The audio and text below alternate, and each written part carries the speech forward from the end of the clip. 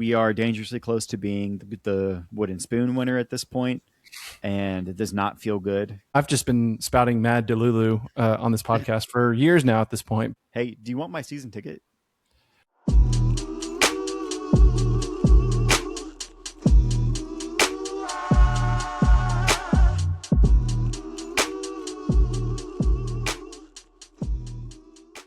What's good, y'all? Welcome back to the Verdependent podcast, where we should probably not depend on the Verde and Black for our everyday vibes right now. This week, we're becoming goldfish, highlighting some club news and looking ahead to Austin's League Cup opponents before closing out the episode with the stoppage time rundown of the hottest Austin FC, MLS, and World Footy storylines of the past week. I'm Paul Fletes. And I'm Logan Bartlett. So I had a cough here that is like absolutely doing work on my throat right now. But anyway, whoa. Speaking of letting it out, we've got preheated takes to get out of our systems here. So Lobar, kick things off as usual. Yeah, go ahead and meet yourself, big dog. Get that cough out. I got you. I appreciate it. It. My preheated take is that the DPs, and this is going to be very preheated given the trend of the season, the DPs will step up in this League's Cup competition and be involved in every single goal the team scores for however long they're in the competition, whether it just be the group stage or whatever else. I'm not saying every game, but every goal we get, because we might get skunked a couple times. Sure. Every goal we get, hockey assist, or goal from the DPs.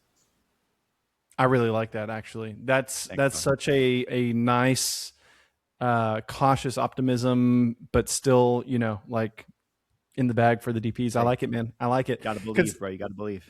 I hear that, man. I hear that. And I'm very, I keep going back and forth about mine because it's like, I've just been spouting mad Delulu on this podcast for years now at this point. But like, okay. I feel like at some point it's got to end. But the truth is we're continuing. And so out of nowhere, I have that Austin FC will score in 2 out of the 3 Leagues Cup matches.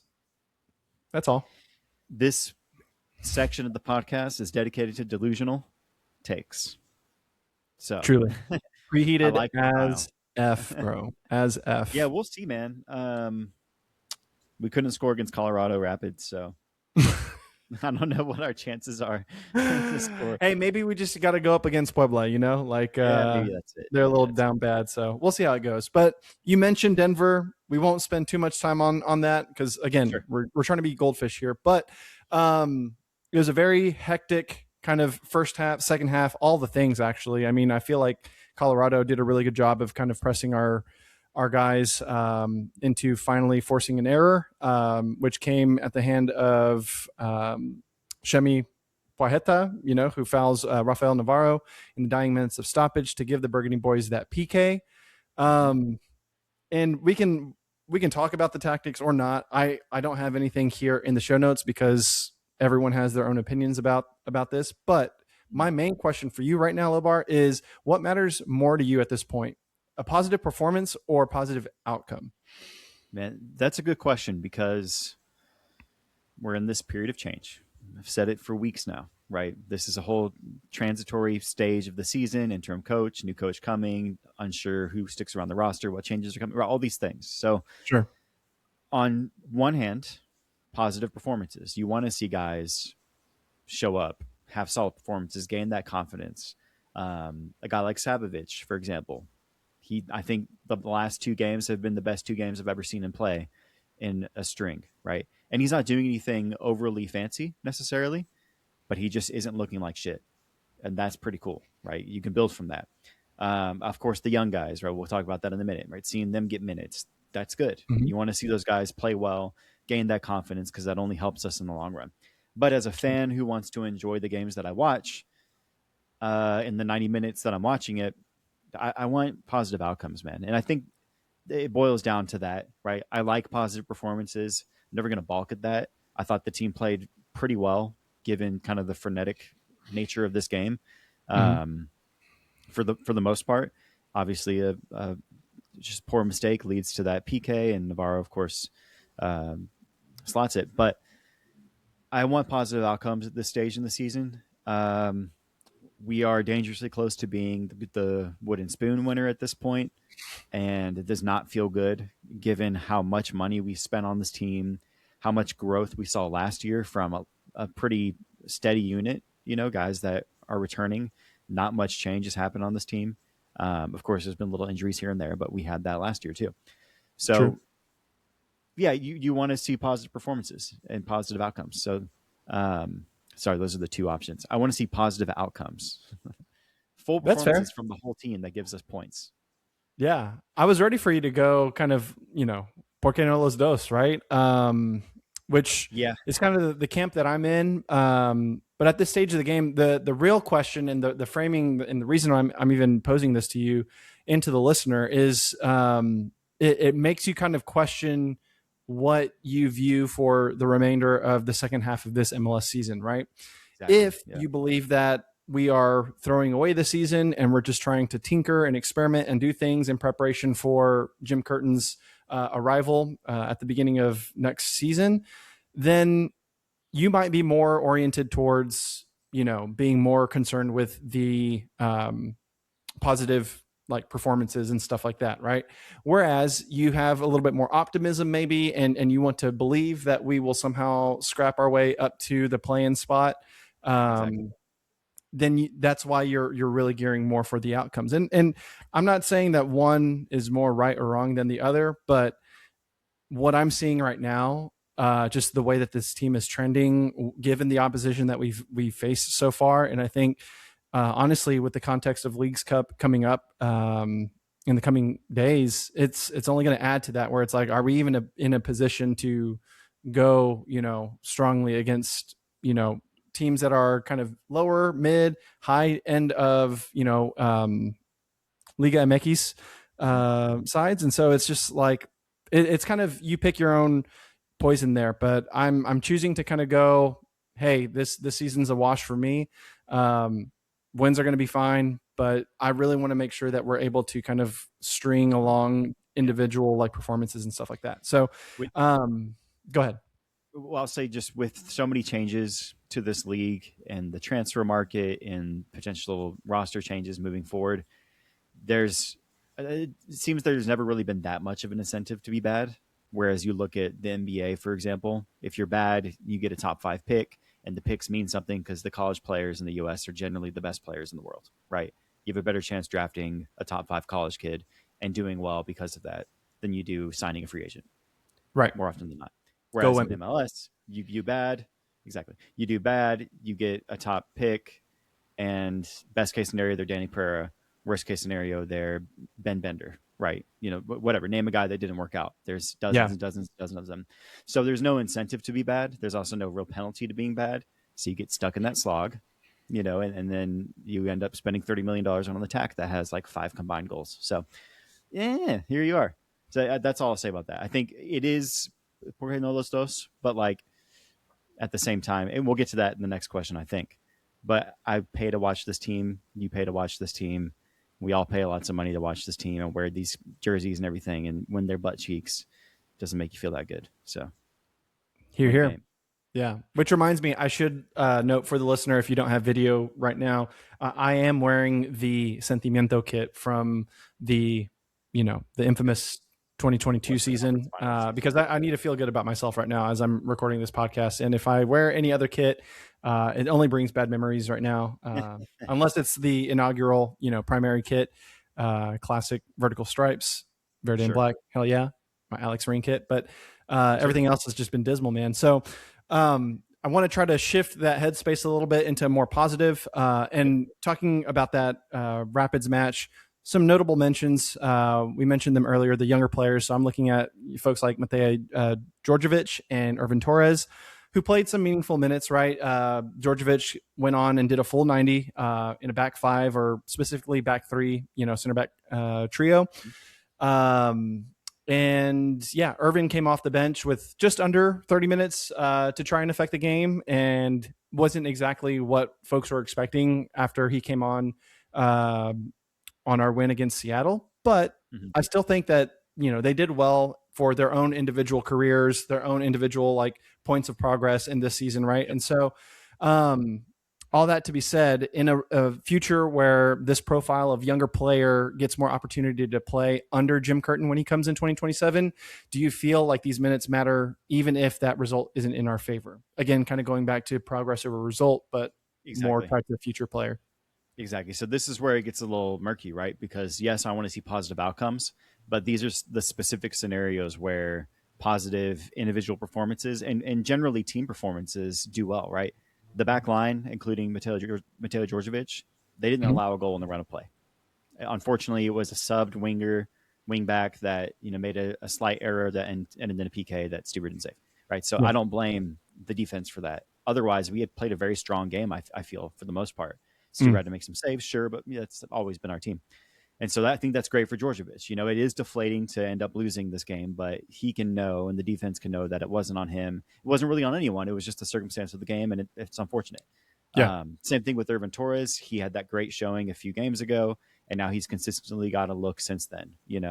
And so that bodes well for a guy when you're seeing all of your midfield depth be used, right? You have, say, Sabovic and Ilie start, and then both Owen Wolf and Irvin Torres are coming off the bench, or whatever. Yeah. Mix it up however you will. All four guys are getting looks. Torres is earning that. That's great for his development. So, in the context of looking forward with Jim Curtin and the success he's had with the pipeline and getting meaningful minutes for the first team on successful teams, this is a positive, right? And this is where you kind of look at that. I think I mentioned this last week, right? Ted Lasso changing everything mid-season, total football. Everybody's Mm-hmm. like, whoa, what the hell are you doing? And we kind of have that kind of opportunity, the most realistic version of the opportunity where we have an interim coach who knows the players, knows the city, knows the team, a new guy coming in that's definitely going to change things for what we assume to be the better.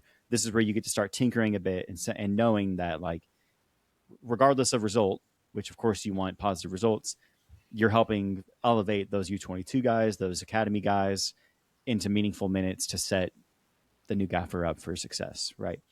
True. So I think it's definitely positive. It's even better if we get the win or earn a tough draw when those Mm-hmm. guys get those minutes. So there's no caveats to it of like, we didn't get the result, but you did well. It's like we fucking won because you did well. That has a different effect. But still, it's Truly. great to see guys like Djordjevic, Torres get these opportunities, and I think we'll see more of that probably going through Leagues Cup and onward to the end of the year. So Yeah, one would I'm hope happy with for sure. it. Yeah. Yeah.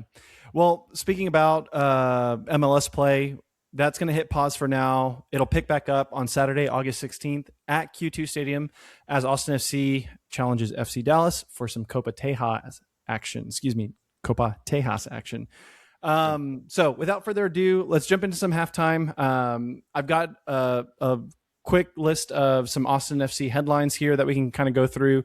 Very similar to like a stoppage time rundown, but more specific to the club. So we didn't mention this last week, but I think the news did drop at that time. But Austin FC have hired Dean Costales, the former director of soccer analysis under Jim Curtin at Philadelphia Union, to join Austin FC as the senior VP of soccer strategy. Thoughts on that? Yeah, I don't fully understand what that title means, and if I don't remember if the article about it really delved into his job duties. Mm-hmm. But I would assume, just given his past role, I know what soccer analysis means in like a broad sense, that this is kind of pushing us toward that idea of like very analytics heavy, data driven, having a very intentional guy that's leading your soccer strategy throughout the entire pipeline, who is going to look at those things like percentage of shots or opportunities created in the red zone. The numbers of like your heat maps, the distance between the front line and the back line, and all the things that Curtin's kind of looking at for player success. So I'm happy with it. It's a guy that he trusts. It's a guy that clearly had some impact in that role in Philly. And so if it means what I think it means, that's pretty dope. And if I don't know what it means, I still feel good about it. So that's fair. It reminds me, as I was going back through the notes of Jim Curtin's initial presser, when he talks about those non-negotiables, where we talked about staying compact, all 11 players attack, all 11 defend. There's this one point he mentions where he says attacking the weakest link. And I think this hire, and specifically, and going back to your soccer analysis point and all that good stuff, is this guy is kind of the one that is hired on to exactly, infiltrate the data and try to expose the opposition's weakest link. And so shout out Dean. I hope you just absolutely find every target that we need to go after.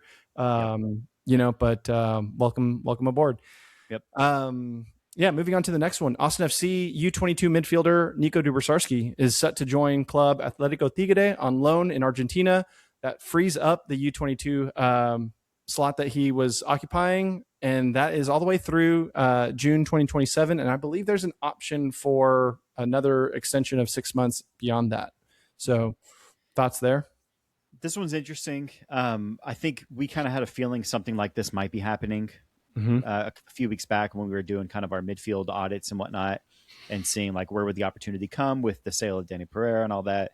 Savovich get minutes, Nico gets minutes. For me, I wanted to see Nico get that opportunity personally. Same. But I mean, Savovich has been okay so far. I think he'll likely benefit from that steadiness and expectation of his role and his opportunity.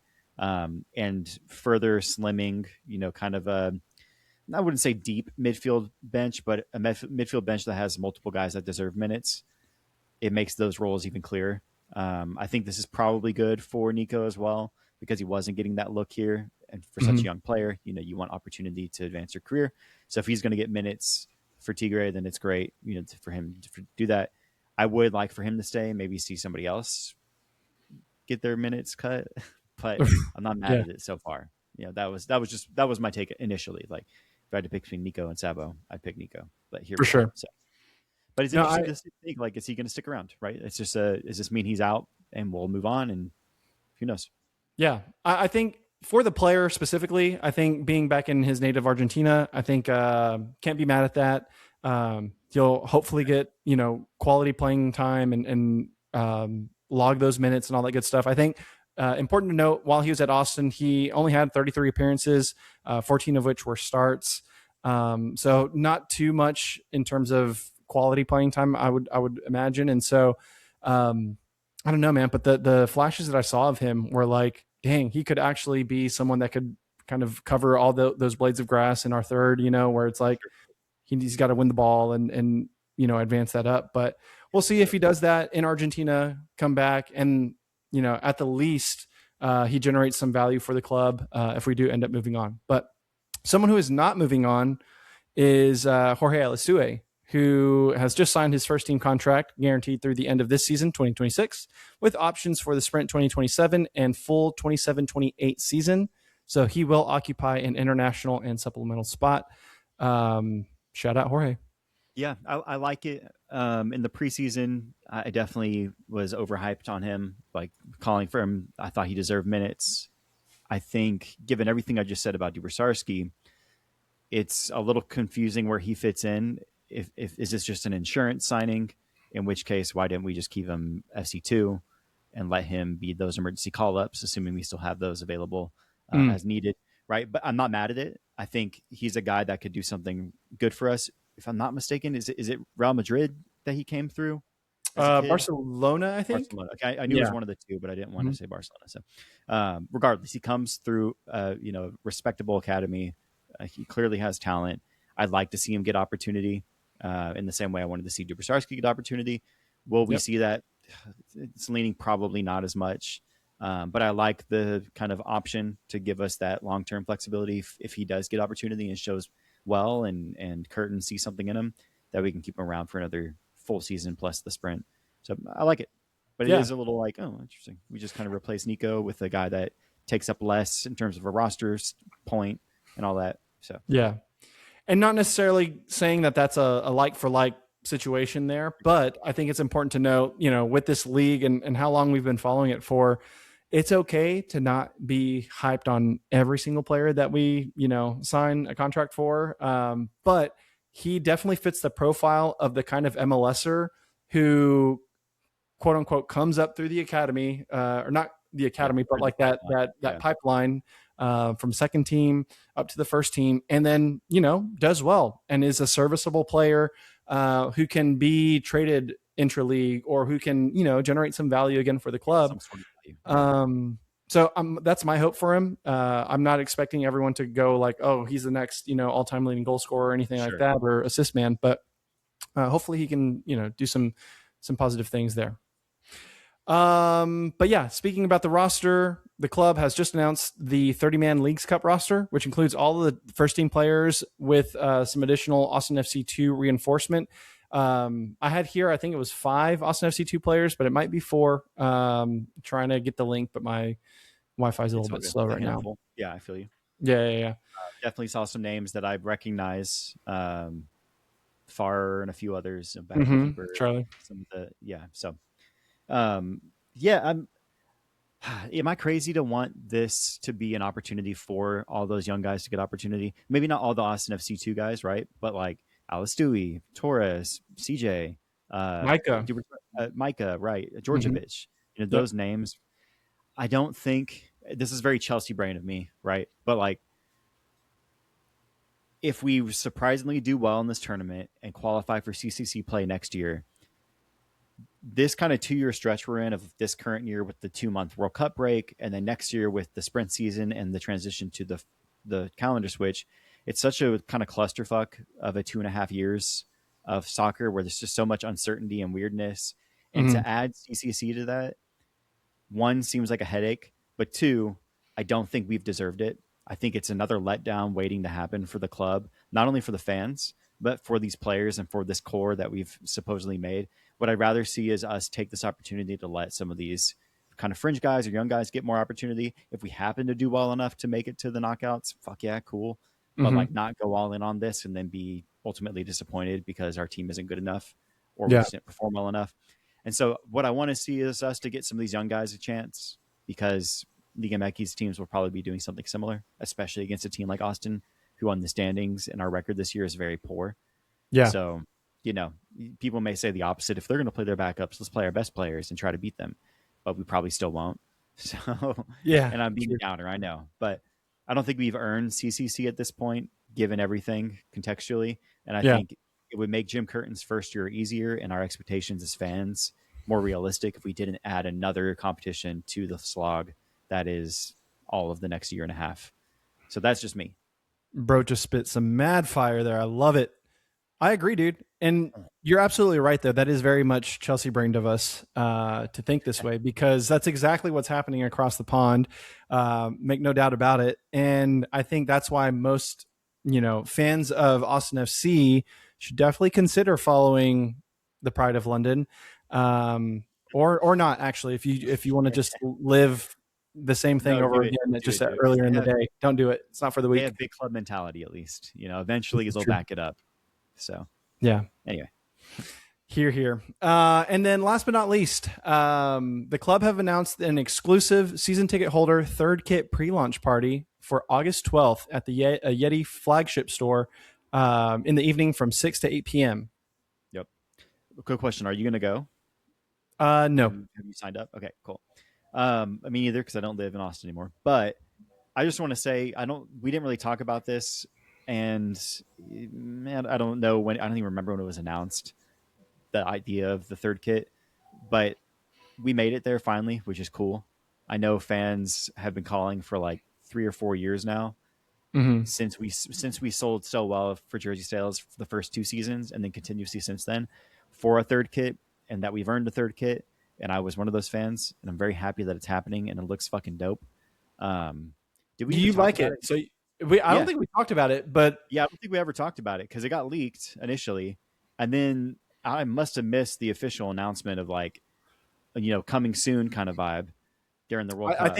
I think this is what that is like it's coming soon, but they also, if I remember correctly, it was the Willie Nelson wearing it, and it was like, this is awkward. And I saw the season ticket holder email, which is cool for us, but that's not the general public, right? I must have missed it because I have a feeling the club did something. It's just weird timing again, the strange kind of 2.5 years we're in with the World Cup year and everything. It just pauses the league in such a weird, inconvenient way that for this to be a drop fucking 3 weeks after the World Cup ends is strange timing, given that the momentum is so low with Leagues Cup. Like, nobody fucking cares right now. But let's be so honest, dude. Let's be so honest right now. Well, who we're talking about are all of those fans who absolutely have to snag every single bit of merchandise that the club immediately drops because we're still very early in the first decade of this club's existence. And so, I thought about it. I was like, I hate this thing, but do I want to get it just because I say I have it? And then when I'm an So you 80-year-old hate Austin it, FC fan, really? I think it's cool. I'm I mean, it's not the most dynamic kit of all time, but the inspiration behind it, if I'm assuming it is what it is pretty dope. yeah, no, I agree. And I think hate was a strong word. I'm not a huge fan of it. I like our first collared kit, that the players will actually be playing in and all that Sure. good stuff. But Yeah. I don't know, something about the font that's used in the front and It's very all that ACL jazz. coded, bro. What do you mean? You love that shit. Yeah, I guess you're right. But nonetheless, it's like I have yet to decide if I'm actually going to splurge on this or not. But Let me just say, because you have every single kit, right? From year one. You have all of them, correct? I stopped this year because what we cooked Okay. up with the lab Home kit. looking Yeah. super sterile, rooted kit, not my vibe. Not your vibe. Okay. Well, let me just say then, as somebody who I think I have every single jersey, except year one's away kit. Is that the Legends kit or no? That's the home kit. What's the whatever the No, away white kit? yeah, Color I think that's the whatever. Legends one. Yeah, if I'm not Okay, that's the mistaken. only one I don't have, and I'm so mad that I don't have it. I don't know if I'm going to buy every kit moving forward, but just knowing that like that's the only one I don't have, and I like it, and I'll never be able to get it Yeah, on the market. I have to go secondhand market for that. Just something to think about. So you might change your mind. I hear that. But see, here's the other thing too. You're absolutely right. Because this is kind of a limited drop situation, you Yeah, probably first just convinced me to get protocol. it. Uh, Yeah, right. You probably just convinced me, but that's okay. And I think it's something to note that I recognize that I don't have to get this year's rooted kit because it will eventually be on sale next season or the season after exactly. that. I can get it for like Yeah, $20 the reason I brought up that first away kit, one because I don't, it's the only one I don't have, but two because it was a 1 year thing. Like it was yeah, once ever. That's it. And this kind yeah. of has that same vibe. This is, and it's a landmark event for us to get our first third kit, and you want to have that first. Like I don't have the first away kit, and I'm punching myself in the Fine, I'll face. get you a kit. I'll Jesus. get, I'll get, I'll get my own. It matches our little name cards on the video, by the way. Yeah, it It's sure fine. does. Yeah, That's would be purple. cool. Anyway, we've always been the inspo. We get it. That's fair. That's fair. Well, anyway, let's take a quick break. And then what we're going to do when we come back is talk all about the Leagues Cup and how Austin is set to face some Liga MX opponents. So hang tight. We'll be right back.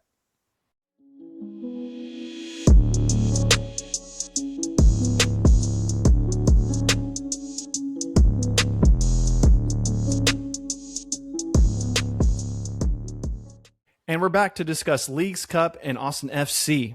So Austin returns to the fourth edition of the Leagues Cup by way of Nico Estevez, guiding the club to their first playoff appearance since that 2022 season. And things have changed just enough since we last left BMO Stadium to warrant this refresher on how the tournament works. So the competition is exclusive to Apple TV, and it features 18 teams from both MLS and Liga MX. Last year, the tournament ensured that inter-rival matchups, meaning MLS versus Liga MX clubs, would happen all the way through the quarterfinal round, and looks like that's going to be the case this year too. New this year will be the 4 games in Mexico, which will see MLS sides travel south of the border to face opposition. Up for grabs, as usual, is the trophy and some money, along with 3 CONCACAF Champions Cup berths. That goes to both finalists and the third place team. So that's the quick rundown there. Lobar, anything to add? No, you nailed it. I'm proud of you. Hell yeah. I'm so glad I can still read. And then last but not least, our club, Austin FC, has known their Leagues Cup opponents since March. And those 3 teams are Club Tijuana, which we play Thursday, August 6th, Puebla, which is the match that happens on Sunday, August 9th, and then Club America, which happens Thursday, August 13th. So we'll alternate as we do these previews. So Lobar, I'll hand it off to you. Talk to us a little bit about Tijuana. I got you, bro. So Club Tijuana represents the Baja California residents within Mexico's northern border city, directly across from San Diego, notably where Brandon Vasquez and CJ Fadri are both from. So that should have some extra spice to it, potentially. Mm-hmm. Notable achievements include earning promotion to Mexico's top flight in 2011 and then winning the 2012 Apertura Championship. They've maintained mid-table status pretty consistently, but the clear reason to watch this game is to watch none other than the young Mexican phenom in midfield, Gilberto Mora, who World Cup followers might recall. He was the youngest player to make his debut in the tournament's history, and he showed some incredible flashes during Mexico's run. Side note, in one of my FIFA runs right now, I signed him. He's cooking. Shout Hell out yeah, the kid. dude. Yes. Xolos are currently second in Liga MX Apertura standings with 2 wins. So this one has kind of like a dogfight written all over it for Austin FC. Hell yeah, man. Hell yeah. And I think this one I was like, there's probably going to be not as many fans that show up for either side. But when you plug in that it's this, it's essentially like the North American Yamin Yamal, Exactly. And so it's gonna be packed house, I think, for that one. For Puebla, though, on the other hand, I think this one is going to be a little bit kind of scant in terms of attendance here. But no disrespect. Let's talk about them. So Puebla come from the southeast of Mexico City as one of the country's oldest soccer clubs. They've been competing since 1904. In terms of top flight success, they have a pair of titles from 82 and 83 and 89-90 that rest in their cabinets, along with 5 Copa MX championships. So think Lamar Hunt Open Cups, that's the equivalent there. Gotcha. And the last of which came in 2015. So since then, it's been pretty bleak.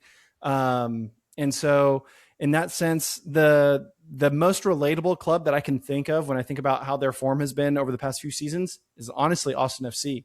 So it's kind of like that Spider-Man meme where it's like the Spider-Man's pointing at each other. Exactly. They've been rebuilding after struggling in the bottom half of the Liga MX table and find themselves yet again in that mix. Right now they're in 11th place with just 4 points. They've got a win, a draw, a loss. So it's kind of all across the board there for them to start off the 2026 Apertura.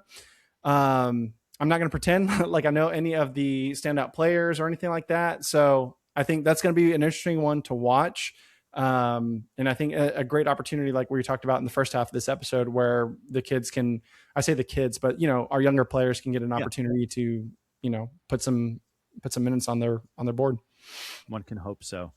True. Paul, I'll keep this next one short in your honor. Club America visit Q2 on some final boss type shit. Las Aguilas are regarded as one of the best clubs in North America and are consistently among the top of the table competing for top honors. The roster is, of course, loaded with talent, featuring several Mexican national team contributors, Israel Reyes, Luis Malagon, and Henry Martin, to name a few. And they are first in Liga MX in 2026 Apertura play. Paul, you have your ears closed and your eyes closed. I know this hurts as a Tigres fan. What are you talking about right now? Are you done with the thing? Sorry. Vamos Tigres. I got you, dog. We're good.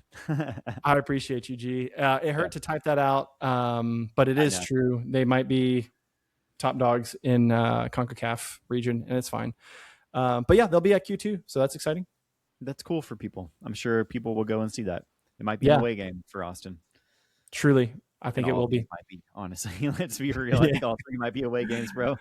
Yeah. It's like big Mexican contingent. Well, naturally because it's Liga MX. But when you talk about these national team players and stuff like that, like Tijuana is going to be a big showing. Puebla might be the least attended, but I think it'll still be a cheap ticket. So maybe folks will want to come check it out on a Sunday. Yeah.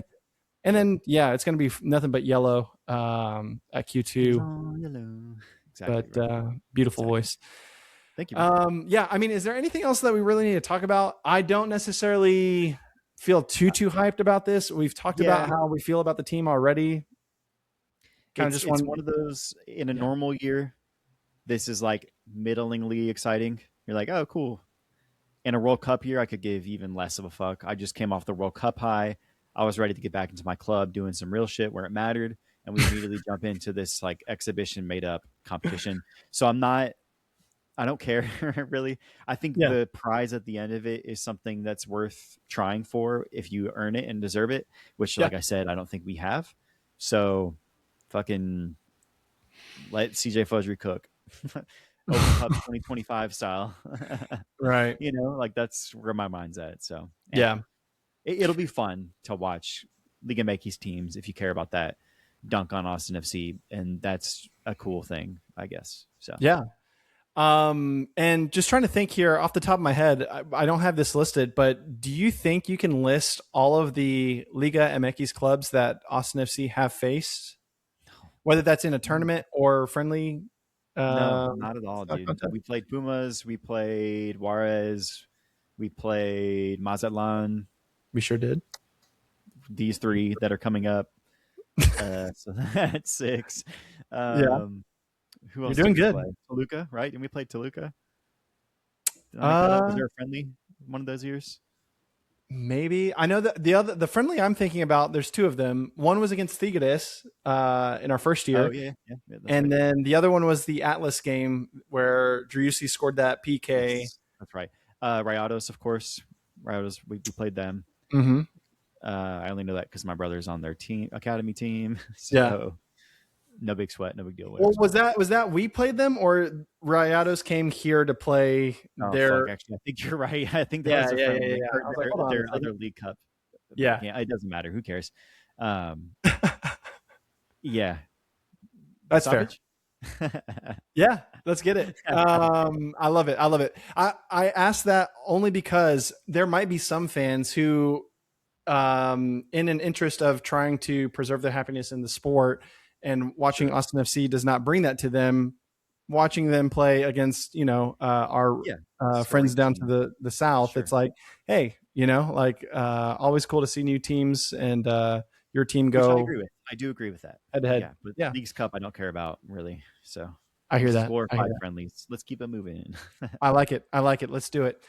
So in stoppage, we have Austin Rise ending their season at Palmer Field against Atletico Dallas women this Saturday, August 8th at 7 p.m.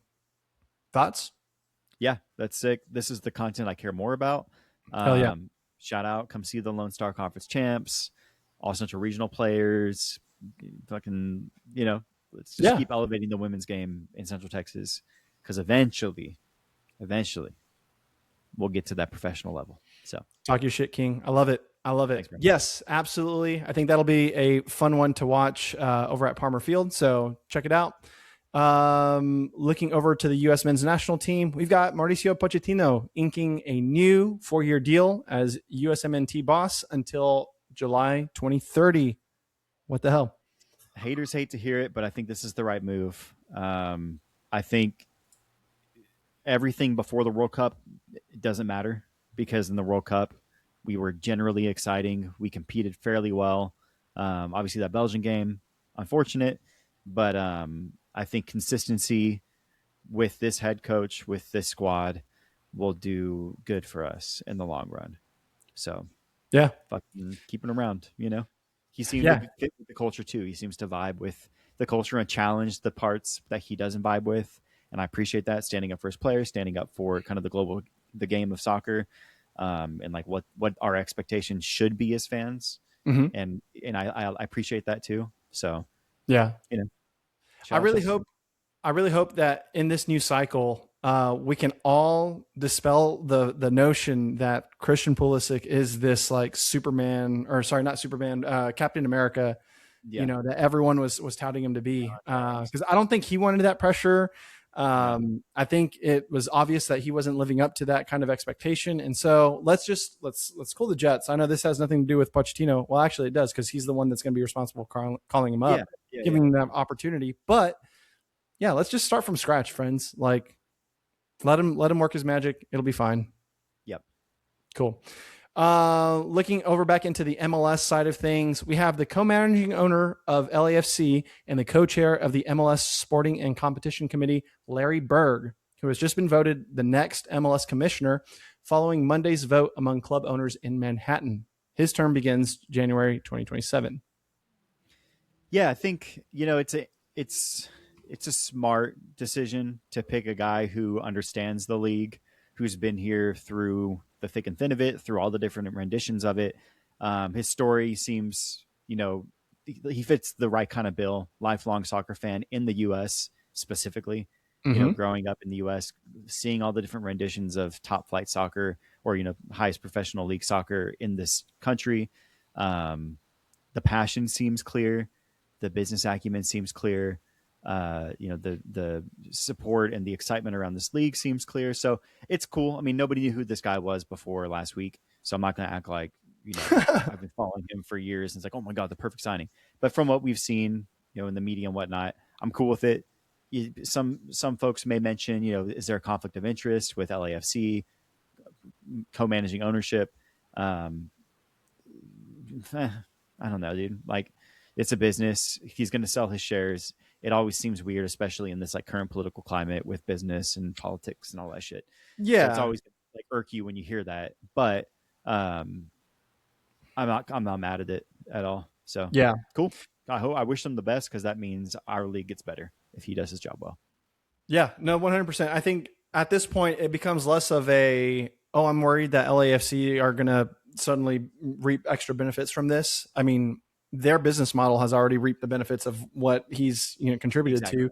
to. If anything, that is a prime example of who I would want to be in charge of the league moving forward, because that's one of those like rising tides lifts all boats, right? And so you said it really good. I just wanted to add my 2 cents there, but yeah, we're excited for him. And got to say, I know he wasn't the most popular, or all of his moves were agreeable, but Don Garber, shout out to you for, growing the league to where we've been able to enjoy it up to this point. So good on you, man. Someone that we can all get behind booing. His name is Johnny Infantino, y'all. And this saga that has unraveled over the past week. I mean, you have the World Cup possibly being up for sale and private equity, and now the sale's off, and now he's probably getting sacked in the morning. Bro, talk to us. It's exactly what you love to see as a fan of the global game. This is the power of the people in practice, right? When the global soccer community comes out and says, "No, this is bullshit, f you," and then the leading kind of chapters of the sport in UEFA and elsewhere, CONCACAF, everybody's like, "Yo, this is bullshit. We're not behind it." Yeah. And then the moment it fails, everybody's like, "All right, cool. Now we're gonna make sure that never happens again. We're gonna make motions to axe your ass." It's like Edwin Akufu levels of like villainy. To Yeah, take yeah, from yeah. the last of the world, like that Retribution. kind of. Yeah, exactly. Yeah. It's like, nah, dude, you're trying to mess up the beautiful game with some ugly shit that nobody agrees with. This is a global game, and the global community stood behind it and said, "Bye."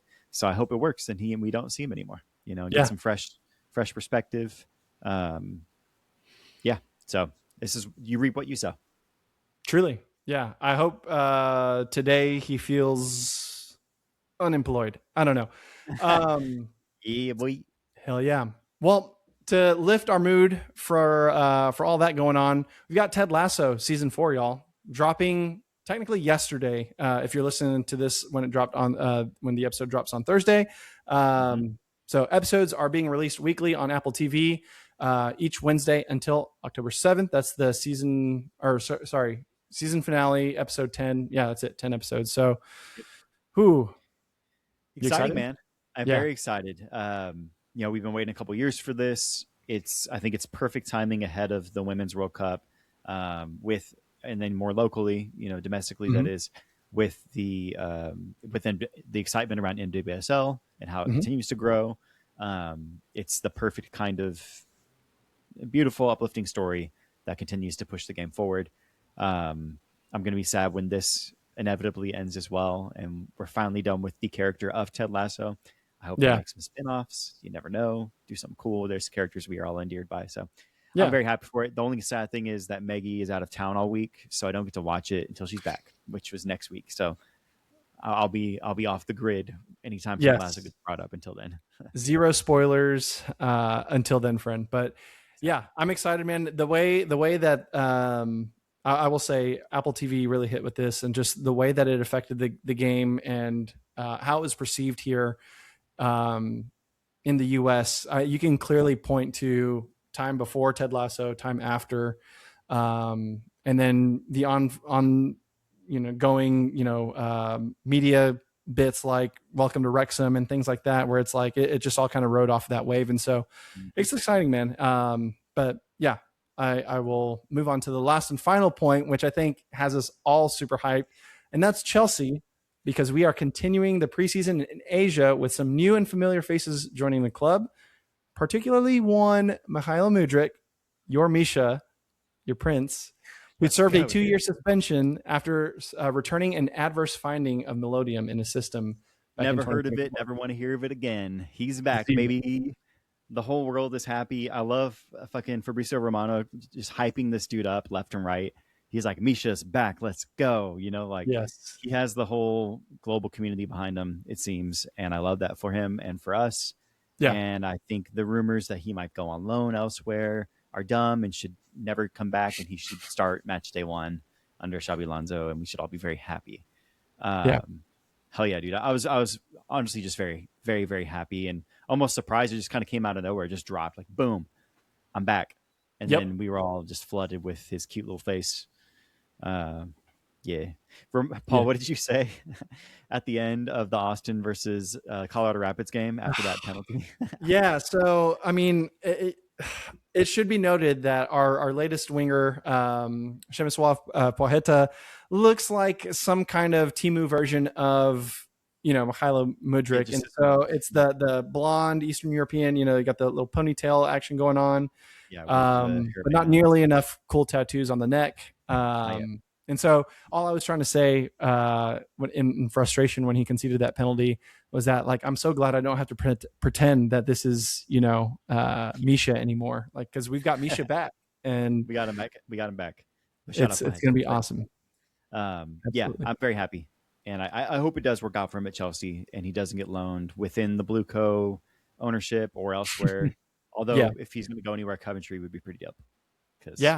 A reunion with Frank Lampard. How nice. And I think it should be noted, though, he is set to be included in the match against Juventus, which would have happened yesterday at this time of recording. But should be fun. I think he's going to get some run out. So anyway, we're going to close it out.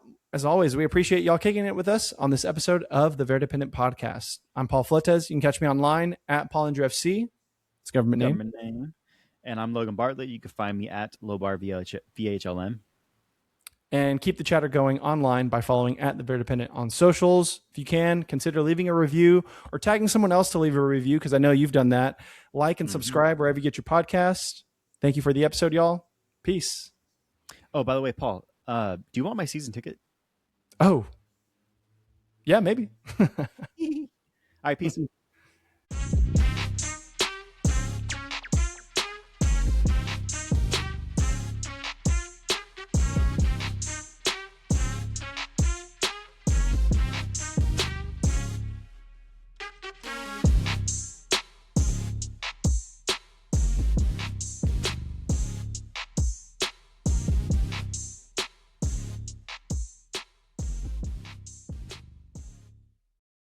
Oh, why are you screaming at me? Oh, my God.